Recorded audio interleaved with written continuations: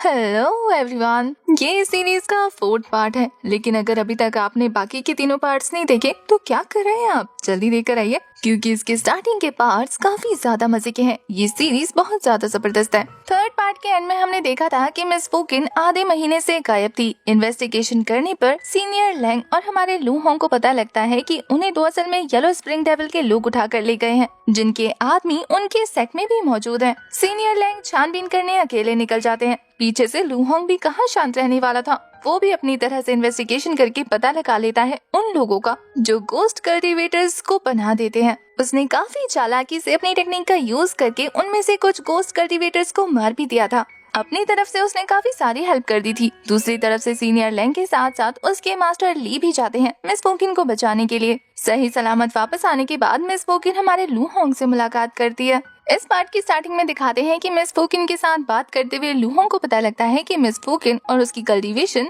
अब सेम नहीं है, बल्कि लू होंग की कल्टीवेशन मिस फुकिन से ज्यादा बढ़ चुकी है। इस बात से मिस फुकिन खुश तो बहुत ज्यादा थी, पर अब उन्हें पता था कि उन्हें भी दुगनी मेहनत करनी होगी। वापस जाने से पहले मिस फुकिन मिस लूका और मिस चोंग को 3rd ग्रेड की टेक्निक्स देती हैं, क्योंकि अब वो दोनों भी बहुत जल्दी 3rd रैंक की कल्टीवेटर बनने वाली थी। मिस फुकिन के ऐसा करने की वजह से लू होंग को लगता है कि उसे भी इन्हें टेक्निक्स देनी चाहिए। साथ ही अब ये दोनों 3rd रैंक की कल्टीवेटर बन गई हैं, तो इन्हें ऑफिशियली स्वान जेनसेट का डिसेबल बना देना चाहिए। नेक्स्ट सीन में हमें लू होंग को दिखाते हैं, जो कि अपने 7 स्वॉर्ड फॉर्मेशन को प्रैक्टिस कर रहा था और अब उसने 5 स्वॉर्ड को प्रैक्टिस करनी शुरू कर दी थी। जैसे ही वो अपने 1 थॉट 5 मूवमेंट को प्रैक्टिस करने की कोशिश करने लगता है, वो डिसबैलेंस होकर नीचे गिर जाता है। उसकी स्वॉर्ड भी डिसडायरेक्शन हो गई थी। लू होंग काफी ज्यादा कंफ्यूज था, क्योंकि उसकी कल्टीवेशन 5th रैंक की पीक पर पहुंचकर स्टक हो गई है और अब ना तो उसकी कल्टीवेशन इम्प्रूव हो रही है और ना ही 1 थॉट 5 मूवमेंट प्रैक्टिस कर पा रहा है वो सही से। उसे समझ नहीं आता कि अचानक से उसकी स्पीड में ऐसा लगाम क्यों लग गया।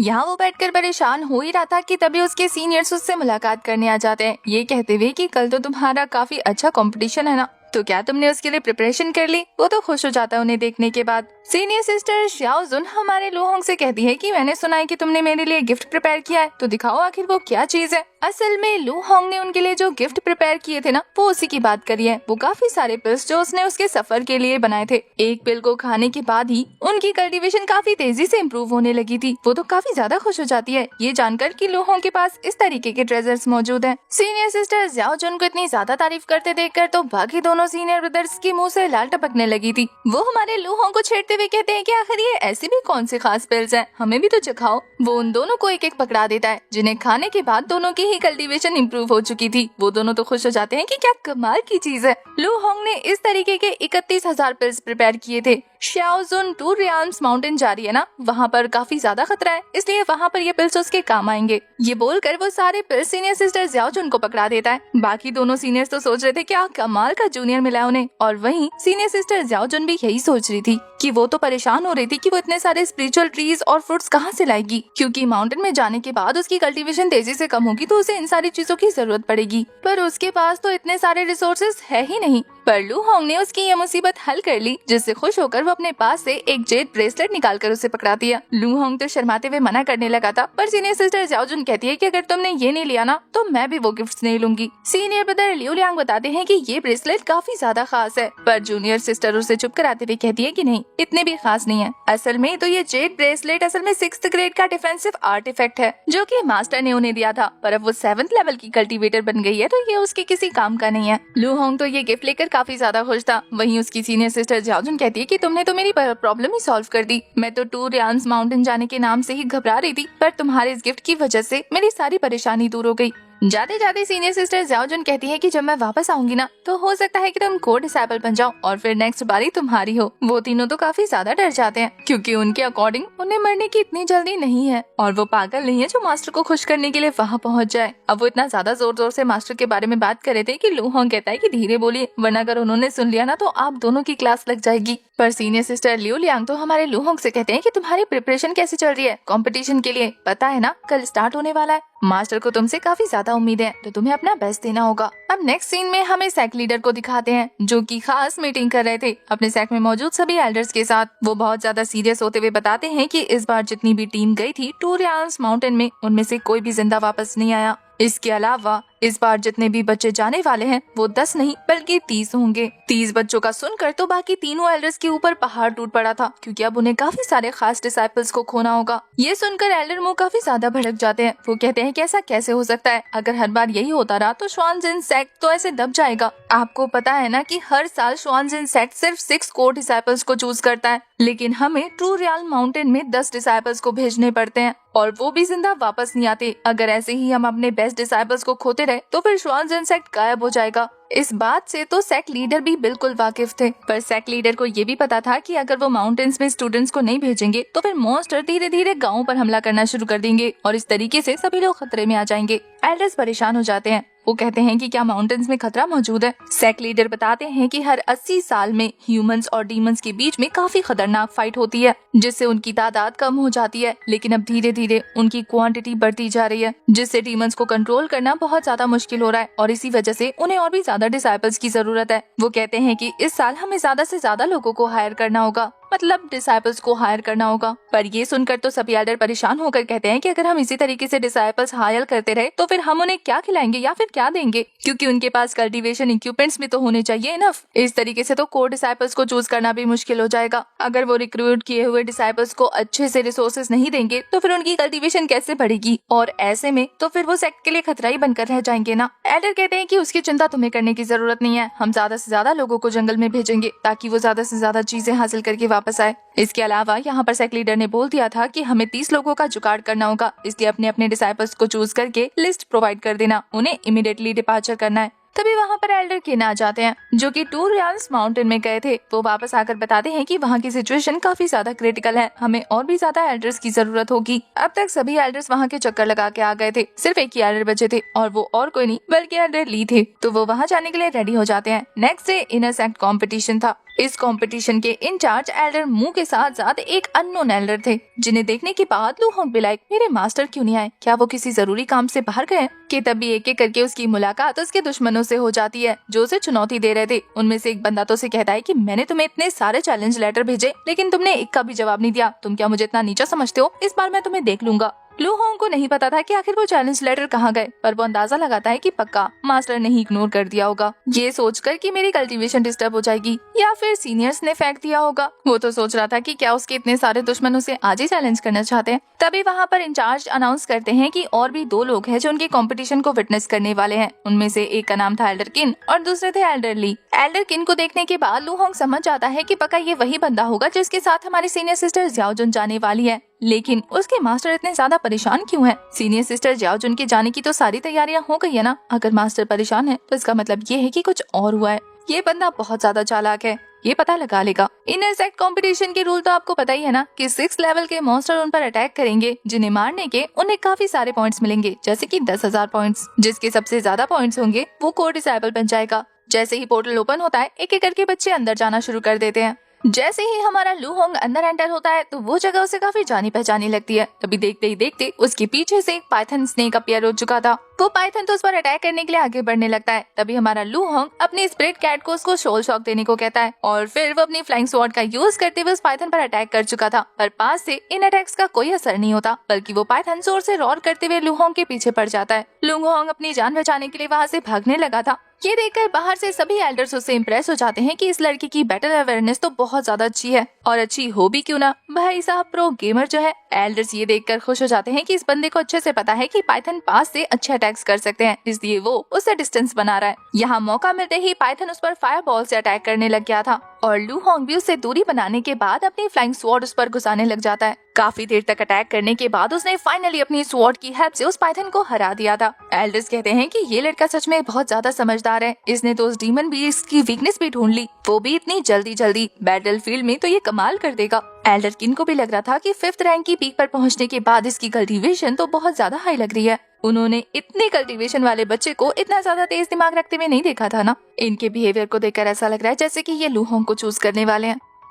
एल्डर तो उसके बारे में बात करते हुए कह रहे थे कि इस बंदे के सामने तो 6th रैंक का मॉन्स्टर ज्यादा देर तक टिक नहीं पाएगा। इसके अलावा इसके मास्टर ने इसे 6th ग्रेड का डिफेंसिव आर्टिफैक्ट भी दे रखा है। उनकी नजर उसके ब्रेसलेट पर जो पड़ गई थी, पर मास्टर ली कहते हैं कि इसे ये आर्टिफैक्ट मैंने नहीं बल्कि उसकी सीनियर सिस्टर जुन ने दी है। यहाँ हमें लू होंग को दिखाते हैं जो तेजी से आगे बढ़ते हुए काफी सारे डिसाइपल्स को मारकर उनके पॉइंट्स कलेक्ट करने लगता है। इस बार इन डिसाइपल्स की कल्टीवेशन हाई थी और साथ ही उसकी स्वॉर्ड टेक्निक भी बहुत ज्यादा कमाल की थी, जिसकी हेल्प से वो एक ही बार में 2-3 डिसाइपल्स को आराम से मार पा रहा था। एल्डर किन तो उसके 1 थॉट 4 मूवमेंट टेक्निक को भी देखकर हैरान थे कि इस लड़के ने इतनी जल्दी ये भी सीख लिया। जो बच्चे लू होंग के हाथों से एलिमिनेट होकर बाहर आ रहे थे वो बस यही सोच रहे थे कि उनका किस्मत कितना बुरा है कि वो लू होंग के सामने पहुंच गए। वो सीनियर तो सच में बहुत ज्यादा पावरफुल है। उन बच्चों के सामने सीनियर ब्रदर लिu लियांग पहुंचकर फ्लेक्स मारने लगते हैं कि वो मेरा जूनियर ब्रदर है। यहाँ अब तक लू होंग के सामने काफी पावरफुल क्रोकोडाइल भी आ गया था। वो अपनी स्वॉर्ड टेक्निक की हेल्प से इसे भी आराम से मार देता है। बाहर से जो एल्डर्स उसके ऊपर नजर रख रहे थे वो कह रहे थे कि ये लड़का तो अब फॉरबिडन एरिया की तरफ आगे बढ़ रहा है, क्या ये 10,000 पॉइंट्स कमाना चाहता है। लू होंग का प्लान यही था कि वो एक 6th रैंक के मॉन्स्टर को मारेगा। छोटे छोटे मॉन्स्टर को मारने के बाद पॉइंट्स काफी कम मिलते हैं।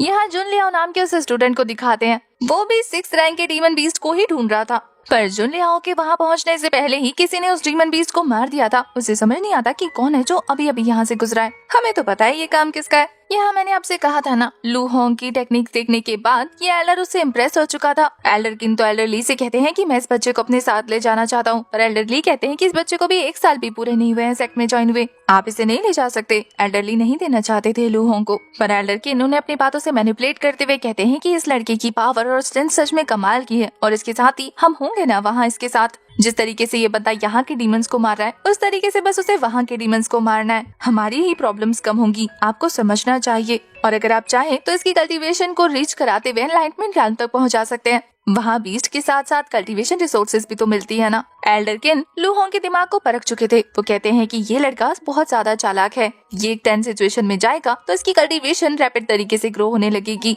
इसके अलावा एल्डर किन कहते हैं कि मैं इस लड़के की कल्टीवेशन को तेजी से बढ़ा सकता हूँ। वहाँ जाने से पहले एल्डर ली का सवाल था कि आखिर कैसे। वो बताते हैं कि उनके पास काफी सारे डीमंस के कोर हैं, जिन्हें एब्जॉर्व करने के बाद ये लड़का एक ही दिन में 6th रैंक का कल्टीवेटर बन सकता है। वो बताते हैं कि जरा देखिए ये लड़का क्या कोर डिसाइपल बनने के लायक नहीं है। वैसे एल्डर किन लू होंग की जितनी भी तारीफ कर रहे थे वो हमारे एल्डर ली को पहले से ही पता है, लेकिन अभी वो बहुत ज्यादा छोटा है। इसके अलावा उसका एक्सपीरियंस कम है, इसलिए एल्डर ली नहीं चाहते थे कि वो किसी मुसीबत में पड़े, पर फिर भी एल्डर किन अपनी बातों से उन्हें काफी हद तक मना लेते हैं। तभी बच्चे जो हमारे लू होंग को देख रहे थे वो ये देखकर हैरान रह जाते हैं कि ये एक और 6th रैंक के डीमन को मारने जा रहा है। इस बार लू होंग 2 चेहरे वाले वुल्फ के साथ फाइट करने वाला था। वो कहता है कि उसके पास अर्थ मैजिक है, मुझे उसके साथ फाइट करते हुए केयरफुल रहना होगा। वो दौड़ते दौड़ते ही प्लान बनाने लगता है कि पहले तो वो अपने स्पिरिट कैट का यूज करेगा और फिर 1 थॉट 5 मूवमेंट टेक्निक का यूज करेगा। उस वुल्फ की टेरिटरी में पहुंचने के बाद ही उसे चारों तरफ से कोहरा घेर लेता है और देखते ही देखते वो 2 फेस वाला वुल्फ उस पर अटैक करने के लिए आगे बढ़ने लगता है।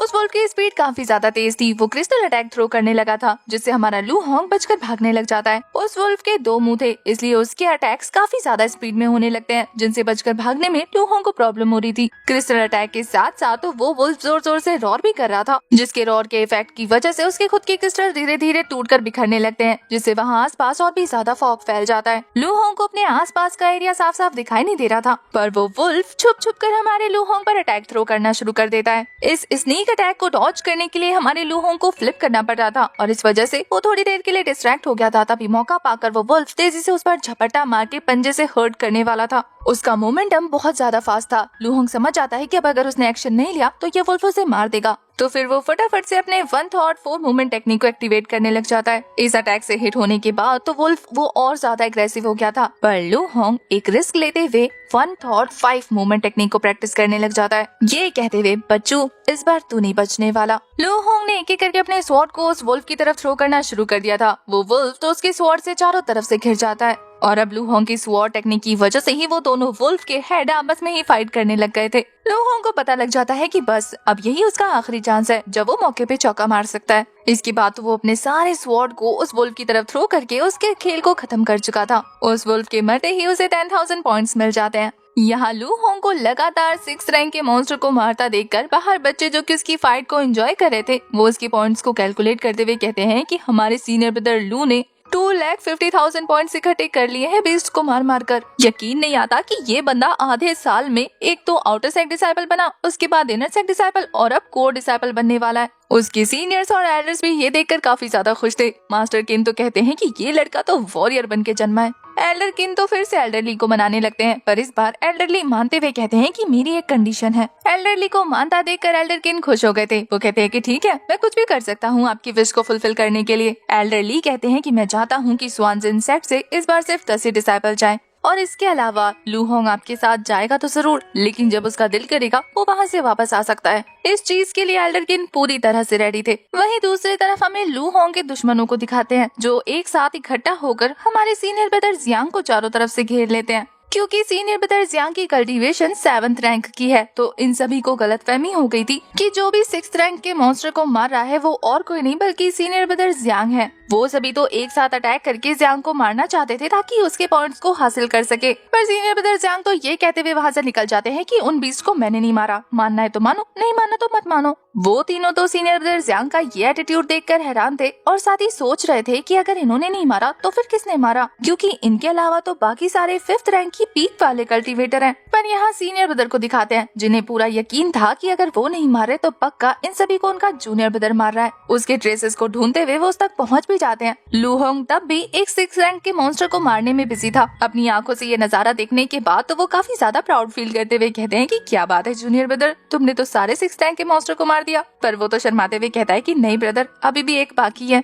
जिन्हें मैं आपके साथ मिलकर मार दूंगा। जब सीनियर ब्रदर जियांग उससे पॉइंट्स पूछते हैं तो वो बताता है कि ज्यादा नहीं, बस 3 लाख पॉइंट्स हुए हैं। वो तो कहता है कि जल्दी यहाँ से निकलते हैं वरना कोई और जाकर उसे मार देगा। और फिर जियांग हमारे लू होंग के साथ मिलकर उस लास्ट बचे हुए बीस्ट के पास पहुँच जाता है, जो कि एक पावरफुल गोल्डन एनर्जी वाला 2 टेल लायन था। वो लायन तो मजे से सो रहा था कि तभी हमारा लू होंग डिसाइड करता है कि ये दोनों एक साथ मिलकर उस पर अटैक करेंगे। जैसे ही सीनियर ब्रदर जियांग और लू होंग अपने अपने अटैक को थ्रो करते हैं, उन्हें देखने को मिलता है कि 3 और लोगों ने उस बीस्ट पर अटैक थ्रो करा है। वो बीस्ट एक साथ इन सभी के अटैक्स को डॉज कर चुका था। सीनियर ब्रदर जियांग ये देखने के बाद अपना वेपन बाहर निकाल लेते हैं। वो तो सभी को कह रहे थे कि सामने आओ, जो जो इस बीस्ट को मारना चाहता है। देखने को मिलता है कि लू होंग के सारे दुश्मन उसके सामने आ चुके थे। वो सभी अपना अपना अटैक प्रिपेयर करने लगते हैं, जहाँ जुन लियाओ एक तिलिस्मान का यूज करके ड्रैगन को अपीयर कर चुका था। हमारा लू होंग तो बड़ी इजीली अपने स्वॉर्ड फॉर्मेशन का यूज करते हुए उसके ड्रैगन को डिस्ट्रॉय कर देता है। ये देख कर तो उसे काफी ज्यादा गुस्सा आ रहा था, पर लू होंग भी लाइक ब्रदर, वॉर में तो सब कुछ जायज है ना। पर यहाँ लू होंग के बाकी दोनों स्वॉर्ड को उस लायन ने अपनी पूंछ से मारकर ही नीचे गिरा दिया था। तभी देखते ही देखते उन तीनों में से दूसरा वाला बंदा भी अपने वेपन के साथ आगे बढ़ने लग गया था, जिसे कि सीनियर ब्रदर जियांग अपने गदा से मारकर साइड कर देते हैं। फैंग का छोटा भाई भी अपने स्वॉर्ड के साथ आगे बढ़ने लगा था। ये देखकर जैसे ही जियांग आगे बढ़ने लगता है तो हमारा लू होंग उसे रोकते हुए कह रहा था कि ब्रदर डोंट वरी, ये उस बीस्ट का कुछ नहीं बिगाड़ पाएगा। और होता भी ऐसा ही है। वो बंदा अपने स्वॉर्ड के साथ अटैक तो करता है, लेकिन इस लायन बीस्ट के जोरदार रॉर के बाद वो बंदा दूर जाकर गिर गया था। लू होंग के मुंह से अपनी बेइज्जती सुनने के बाद वो कह रहा था कि तुम क्या लोगों को पागल समझते हो? तुम अपनी स्वॉर्ड फॉर्मेशन के बेस पर लोगों को बुली कर रहे हो और उन्हें नीचा समझ रहे हो। पर लू होंग उन्हें कहता है कि मैं तुम्हें नीचा नहीं समझ रहा, पर तुम्हें अपनी पावर के हिसाब से बीस्ट चूज करने चाहिए। अगर हम लोग यहाँ पर अभी मौजूद नहीं होते तो ये बीस्ट तुम्हें कब का मार चुका होता। पर ये बात उस बेवकूफ के कानों में थोड़ी ना घुसने वाली है। यहाँ लू होंग अपने सीनियर ब्रदर जियांग से कहता है कि आप उस बीस्ट को मारिए, मैं इन तीनों को संभालता हूँ। सीनियर ब्रदर जियांग तो एक जबरदस्त गदा फेंक कर उस बीस्ट को मारते हैं, जिससे बहुत तेज एनर्जी निकलती है। ये देखकर तो लू होंग हैरान रह गया था। वो तो कहता है कि क्या जबरदस्त एनर्जी थी ब्रो की। और यहाँ वो खुद अपने स्वॉर्ड फॉर्मेशन का यूज करते हुए उन तीनों लोगों पर अटैक थ्रो कर चुका था, जहाँ वो सभी अपने अपने वेपन की हेल्प से उसे ब्लॉक करने लगते हैं। पर वो तीनों कहाँ उसके सामने टिकने वाले थे। वो एक ही स्लैश में उन तीनों को उठाकर बाहर पटक देता है। बेचारे कहाँ उसे अलग अलग चैलेंज करने वाले थे, लेकिन उसने एक ही बारी में इन तीनों को बाहर फेंक दिया। सारे एल्डर्स तो होंग से और भी ज्यादा इम्प्रेस हो जाते हैं। इम्प्रेस होने के अलावा तो एल्डर्स को गुस्सा भी आ रहा था, क्योंकि लू होंग ने उन्हीं के डिसाइपल्स को जो चालबाजी करके हरा दिया। वैसे उसने अपनी तरफ से तो कोई चालबाजी की नहीं, पर ऐसा इन्हें लगता है कि उसने चालबाजी की। हमें सीनियर ब्रदर जियांग को दिखाते हैं, जिन्होंने एक ही गदा मारकर उस बीस्ट का खेल खत्म कर दिया था, और उन्हें भी 10,000 पॉइंट्स मिल जाते हैं। और फिर वो दोनों मिलकर इन तीनों को मार चुके थे। इनके पॉइंट्स भी उन्हें मिल चुके थे। इन दोनों का भाईचारा देखने के बाद तो बाकी सारे एल्डर्स को गुस्सा आ रहा था, एल्डर ली को छोड़कर, जो कि उन्हें शांत करते हुए कहते हैं कि कोई बात नहीं, नेक्स्ट टाइम तुम्हारे डिसाइपल्स और अच्छे से मेहनत करेंगे। फिलहाल तो उनके रिजल्ट अनाउंस करने का टाइम हो चुका है। अब नेक्स्ट सीन में वो लोग कंपटीशन से बाहर आ चुके थे, जहां एल्डर ली विनर अनाउंस करते हुए कहते हैं कि नंबर 1 पर है लू होंग, जिसे मिले हैं 3,20,000 पॉइंट्स। नंबर 2 पर है हमारे सीनियर ब्रदर्स यांग, जिन्हें मिले हैं 1,60,000 पॉइंट्स। नंबर 3 पर है जुन लियाओ, जिसे मिले हैं 1,20,000 पॉइंट्स। वो तो हमारे सीनियर ब्रदर्स यांग को देखकर मुंह बनाने लगता है, जैसे कि कह रहा हो कि अगर तुम नहीं होते तो सेकंड पे मैं होता। इसके बाद तो एल्डर ली अनाउंसमेंट करते हैं कि बाकी सभी लोग वापस चले जाएं, सिवाय कोर डिसाइपल्स को छोड़कर। सारे कोर डिसाइपल्स वहीं मौजूद थे, सीनियर लैंग भी। ये देखने के बाद लू होंग को गड़बड़ लग रही थी, क्योंकि इस तरीके से कोर डिसाइपल को इकट्ठा करके अनाउंसमेंट करना किसी खतरे की निशानी है। तभी एल्डर्स उन्हें सारी की सारी प्रॉब्लम समझा देते हैं कि इन सभी कोर डिसाइपल्स को टू रियल माउंटेन जाना होगा। लू होंग को समझ नहीं आता कि वो तो नया नया कोर डिसाइपल बना है, उसके बावजूद भी उसे टू रियल माउंटेन जाना पड़ रहा है। एल्डर बताते हैं कि आप लोगों के साथ हम 2 एल्डर्स भी जाएंगे, जैसे कि मैं और एल्डर किन। यहाँ एल्डर सभी को बता देते हैं कि लू होंग भी हमारे साथ जाएगा। ये सुनकर तो बाकी सभी के पाँव से जमीन खिसक जाती है। वो सभी लोग परेशान होते हुए कहते हैं कि ये कैसे जा सकता है, एक तो इसकी कल्टीवेशन कम है, ऊपर से इसको 3 साल भी नहीं हुए हैं। सीनियर जाओजुन तो कहती है कि मास्टर मैं जा रही थी ना हमारी हॉल की तरफ से, फिर आखिर आप इसे क्यों भेज रहे हैं। एल्डर ली कहते हैं कि मेरे साथ बहस करने की जरूरत नहीं है, एल्डर किन ने हमारे लू होंग की एबिलिटी देखकर उसे चूज किया है। इसके अलावा उनके पास काफी सारे रिसोर्सेज है, जिनका यूज करके वो लू होंग की कल्टीवेशन को इंक्रीज कर सकते हैं। इसके अलावा वैसे तो टू रियल माउंटेन में 20 स्टूडेंट्स को और ले जाने वाले थे, लेकिन सिर्फ लू होंग की वजह से उन लोगों को नहीं ले जाया जा रहा है। लू होंग समझ गया था कि उसे उसकी काबिलियत के हिसाब से चूज किया जा रहा है, तो वो काफी ज्यादा जोश में कहता है कि मास्टर डोंट वरी, अब बात है इंसानियत को बचाने की, तो मैं आपके साथ जरूर जाऊंगा। ये देखकर उसकी सीनियर सिस्टर स्याओ जुन उसे समझाते हुए कहती है कि पागल हो गए हो क्या, तुम्हारी कल्टीवेशन इतनी भी आसान नहीं है, और इसके अलावा तुम्हें क्या लगता है टू रियल्स माउंटेन में जाना बच्चों का खेल है, वहाँ जाने वाले दोबारा लौट कर नहीं आते। इस बात से तुम्हें समझ नहीं आ रहा कि वहाँ पर कितना ज्यादा खतरा मौजूद है। इसी तरीके से उसके सारे के सारे सीनियर ब्रदर्स उसे एक एक करके समझाने लग जाते हैं। उनकी बातों से ही पता लग रहा था कि वो लोग लू होंग की कितनी ज्यादा परवाह करते हैं।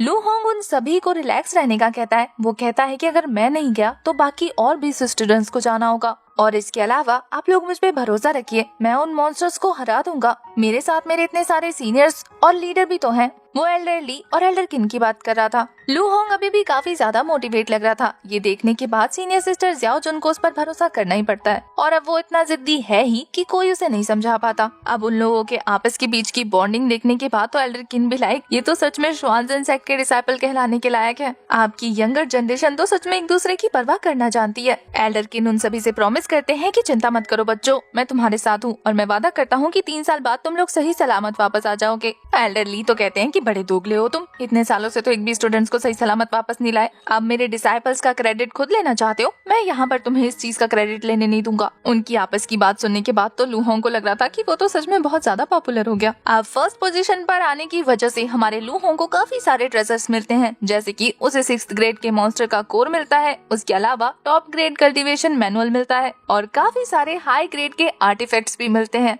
लू होंग के अपने गिफ्ट पोर्टली को ओपन करने के बाद उसमें जितने भी आर्टिफैक्ट मिलते हैं, हमारे एल्डर ली एक एक करके उनकी सारी खूबियों को गिनवाने लगते हैं। सबसे पहले स्पिरिचुअल मिरर आता है, जो कि एक डिफेंसिव आर्मर का काम करेगा। मैनुअल बुक में काफी सारे अटैकिंग स्पेल्स हैं। लू होंग अपने गिफ्ट से काफी ज्यादा खुश था। एल्डर ली बताते हैं कि जैसे ही तुम टेक्निक को मास्टर करोगे तो फिर तुम्हारी बॉडी में 7 कलर की एनर्जी फ्लो होने लगेगी, और इसकी वजह से तुम अपने से 1 लेवल हायर कल्टीवेटर को हरा सकते हो। साथ ही इससे तुम्हारी कल्टीवेशन भी बूस्ट होगी, वो भी काफी तेजी से। पर एल्डर ली बताते हैं कि फिलहाल के लिए इस टेक्निक को मास्टर मत करना, जब 7th लेवल पे पहुंच जाओगे तब शुरू करना। यहाँ एल्डर ली बताते हैं कि इनर सेक्ट का डिसाइपल बनने के बाद और कोर डिसाइपल बनने के बाद तुम्हें 2 आर्टिफैक्ट मिलने वाले थे, जिन्हें रिप्लेस करने के बाद मैं तुम्हें 1 डिफेंसिव तलिस्मान देने की कोशिश कर रहा हूँ, जो कि एक 7 हाई ग्रेड का फ्लाइंग स्वॉर्ड होगा। ये स्वॉर्ड सच में काफी ज्यादा पावरफुल थे, जो कि हमारे लू होंग के 7 स्वॉर्ड टेक्निक में काम आएंगे। अगेन इन वेपन को अपना बनाने के लिए हमारे लू होंग को अपना ब्लड देना था, जिसके बाद ये वेपन उसके माइंड के साथ कनेक्ट हो जाएंगे। इन डिफरेंट एट्रीब्यूट्स वाले वेपन्स को देखने के बाद लू होंग काफी ज्यादा खुश था। अब तक वो नॉर्मल वेपन के साथ 7 डबल स्वॉर्ड फॉर्मेशन को ट्राई करा था, पर ये टॉप ग्रेड के आर्टिफैक्ट हैं। इनके यूज से तो उसकी ये टेक्निक और भी ज्यादा पावरफुल हो जाएगी। उसे यही तो चाहिए था। वो अपने मास्टर को इसके लिए थैंक यू बोलने लगता है कि आपने इतना अच्छा गिफ्ट मुझे दिया। हमारा लू होंग बताता है कि उसके पास 21 स्वॉर्ड्स हो चुके हैं, और अब उसके पास ऑफेंसिव और डिफेंसिव दोनों ही तरह के आर्टिफैक्ट हैं। वैसे यहाँ बता दो, सीनियर ब्रदर लिu लियांग और जियांग दोनों नहीं जाने वाले, तो वो लू होंग को देखकर कहते हैं कि अब 3 सालों के लिए तुम हमारी नजरों से दूर जा रहे हो, तुम्हारे बिना तो हमारा ये सेट सोना सुना हो जाएगा। हम इसी बात से जान सकते हैं कि ये लोग आपस में बिल्कुल भाई बहन की तरह एक दूसरे को प्यार करते हैं। नेक्स्ट सीन में हमें एल्डर किन को दिखाते हैं जो अपने साथ जाने वाले स्टूडेंट्स को लेक्चर दे रहे थे, मतलब मोटिवेट कर रहे थे कि अपना बेस्ट देना, तुम लोगों को कुछ नहीं होगा, ऐसे करके। फिर वो एक फ्लाइंग शिप को समन करते हैं और सभी बच्चों को कहते हैं कि आप लोगों को इस पर बैठकर वहाँ से जाना होगा। वो सभी एक एक करके बोट में चढ़ जाते हैं। बोट में जाने के बाद वहाँ से निकलते ही एल्डर ली सभी से कहते हैं कि हम 1 घंटे में वहाँ पर पहुँच जाएंगे, उससे पहले पहले अपने इक्विपमेंट्स और टूल्स को रेडी कर लो, क्योंकि यहाँ से सीधा हम बैटल फील्ड में लैंड करेंगे, तो तब तुम्हारे पास सारी चीजों को चेक करने का वक्त नहीं होगा। लू होंग देखता है कि सीनियर लैंग नहीं आए, शायद लिस्ट में उनका नाम नहीं था,